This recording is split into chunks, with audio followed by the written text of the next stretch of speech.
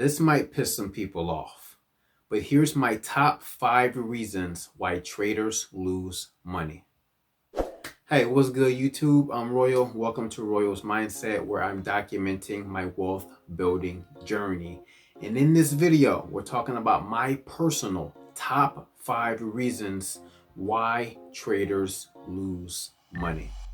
So let's jump right into it, guys. Hit that like button as we talk about number 1, chemical imbalances. All right, chemical imbalances. And Google says chemical imbalance often refers to an imbalanced level of chemicals in the body, particularly neurotransmitters in the brain.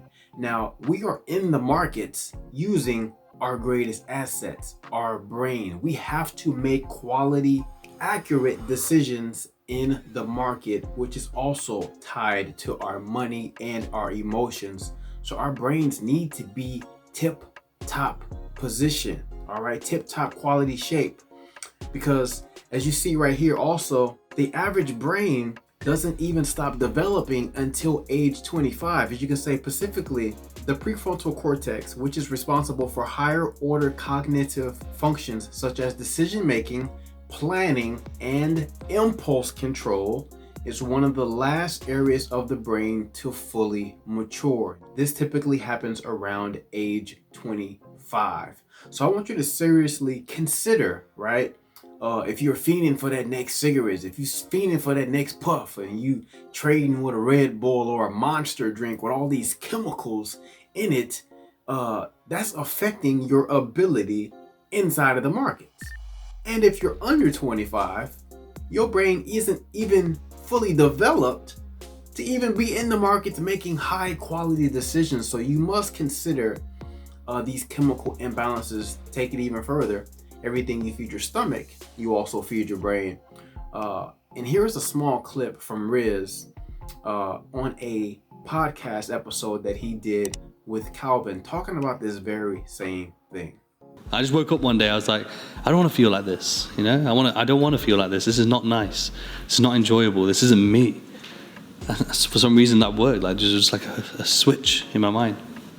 And then there's just been challenges, like I said, being addicted to weed, being in that haze, that fog. I know a lot of people probably out there smoke weed and trade and stuff. And, you know, don't get me wrong, you know, there are people who can do that. Mm-hmm. Me personally, I just think it's not a way to be productive to your highest potential. I think if you want to be your highest potential, let's say if you're not successful right now, you're not happy where you're at right now, and you smoke weed, let's say, or you drink quite often, or, you know, whatever it may be, like things that you know are kind of negatives and things that can hold you back and not allow you to be your best, just cut them out. Like literally just cut those out, because once you do that, you give yourself a chance to be your best, which gives yourself a chance to be more successful. And when you are more successful, you can choose to include it again if you want to. Yeah. Right? Because that was one thing my mom always said to me. And obviously, you know, drugs and all these sort of things are deemed as quite bad in my culture. But she always said to me, look, you become successful, you make something of yourself, then you choose to do whatever you want. Right? But before that, don't waste your potential, especially in a young age. Like when you're between 16 to maybe 30, your brain is still developing. Like, so all you're doing is really harming your true potential that you may never see because of the damage you might do through these things. There you have it, guys. Just consider these chemical imbalances, the things that you're doing to your body, how it affects your brain, your ability to make quality decisions in the market. Don't kill me in the comments. I'm just relaying the message.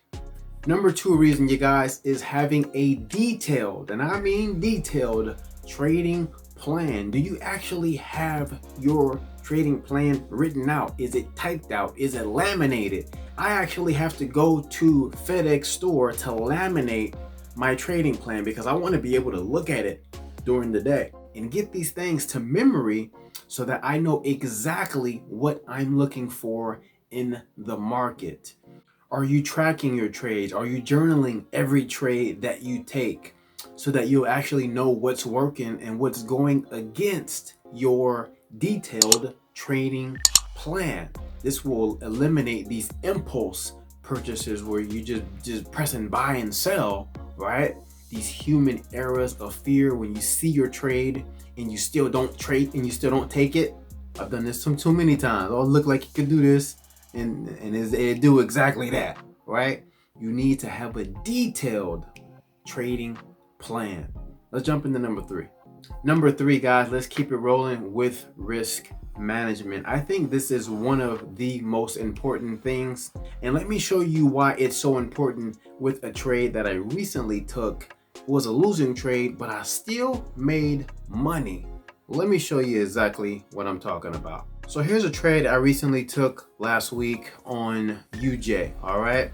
As you can see on the 15-minute, price was going down during London session.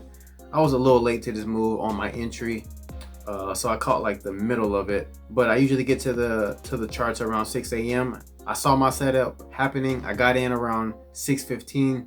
Price started pushing down, and knowing me seeing the market go in profit and then reverse on me so many different times, I'm starting to take profit out of the market. So what I did was I took profit around this area right here. And then as you can see, price reversed, kicked me out of the trade. I moved my stop loss into profit. And this was an ultimately a losing trade. I got out of the trade with over 229, about almost $230 on a losing trade because I took some profit, all right? You need to have a detailed management system. You need to manage trades correctly because you could still pull profit out of the market even on trades that are ultimately losers, right? Even on trades that go in your favor for a little bit, the market offered you some money, but you ain't take it, right? Some traders think that their TP has to be hit. So either TP has to be hit or the stop loss has to be hit. And I don't totally agree, especially when you truly want to grow your account. As a trader that has seen trades reverse, go into a little bit of the profit and then into reverse on you, I've seen that too many times. So now I'm definitely taking profit, and you should consider also. All right, you should definitely consider also if that's a part of your risk management. This one right here is very, very, very important. Go and hit that like button right now. Drop a comment down below if you agree or if you disagree. But I believe that you must involve God, all right? Or your version of God, the Most High, Allah, whatever, right? You need to involve God in this skill set because for most people, this is one of the hardest things that you probably will ever do. These things are tied to our emotions. These markets are tied to our money, to our impulses, our greed, our fear. And you need God. You need that extra push. You need that extra spiritual discernment. You need that spiritual awakening. You need that. We need all the help we can get, right? We need all the help we can get in these markets. So pray before you hit these charts, man.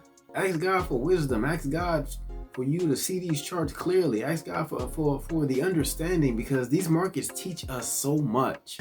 These markets teach us about patience. These markets teach us about, conquering ourselves, because it's really you versus you in the market, right? So, man, God is definitely tied to these markets, y'all. Y'all better be praying and saying affirmations and really pumping yourself up mentally, right? Before you come to these charts, you got to prepare, all right? So God definitely needs to be involved in your journey, or your version of God, whatever you believe in. That needs to be included in the top 5 reasons so that you can get to the bag and actually keep it. To tie everything together, number 5 is you need that discipline. You need that discipline to come to the market. Do what you say you're going to do, and only do what you say you're going to do. If you say that you're only going to trade New York session, or if you're only going to trade London session, then stick to that session. Don't lie to yourself, because when you lie to yourself, then you can't trust yourself. And trusting yourself in your instincts, in your gut, in your ability to be in flow with the market is everything. You need to trust yourself. You need to discipline yourself so that you can get that confidence. And when you get that confidence, that's when you won't be knocking trades out left and right. All right, you're gonna be more confident in your setup. As soon as you see it, you're gonna be able to put on that trade like I did. As soon as I saw it at 6 a.m., I put the trade on. It ran into my favor a little bit, and then it started reversing. I pulled some profits out, and I still got paid on a reversing trade. So I hope you take these top 5 reasons very, very seriously. Chemical imbalances, the detailed trading plan, the risk management, having God involved, and then being as disciplined as you can. So if you're tired of being a losing trader or break-even trader, I honestly believe that these are just my personal opinions, but I think these top 5 reasons could absolutely be life-changing in your trading career. And if you enjoyed this video, I'm sure you will enjoy the next one.